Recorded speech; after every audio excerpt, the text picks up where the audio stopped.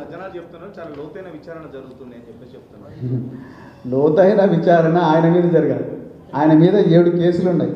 ఆంధ్రప్రదేశ్లో 7 కేసులు ట్యాపింగ్ వ్యవహారంలోనే ఆనాడు ఇంటెలిజెన్స్ అధికారుల మీద కేసులు ఉన్నాయి. ఆ కేసులు ఎదుర్కొంటున్న సజ్జనార్ గారు ఇప్పుడు సిట్ చీఫ్ ఎట్లయితారు అంటున్నా నేను. అది పాయింట్.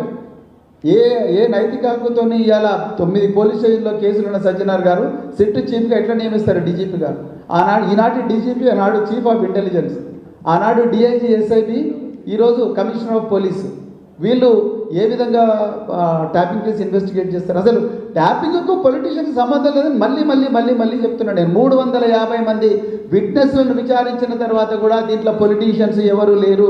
పొలిటీషియన్స్కు యాక్సెస్ ఉండదండి.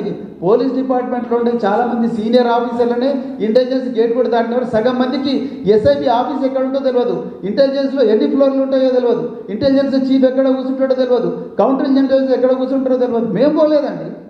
చాలామంది అడిషనల్ డీజీలు ఇంటెలిజెన్స్ ఆఫీసు చూడకుండానే కొంతమంది ఐపీఎస్ ఆఫీసర్లు రిటైర్ అయిపోతారు సర్వీస్లో. అలాంటి గోప్యంగా ఉండాల్సిన ఇంటెలిజెన్స్ వ్యవస్థను ఇవాళ రోడ్ల మీదకి ఇచ్చిండండి రేవంత్ రెడ్డి.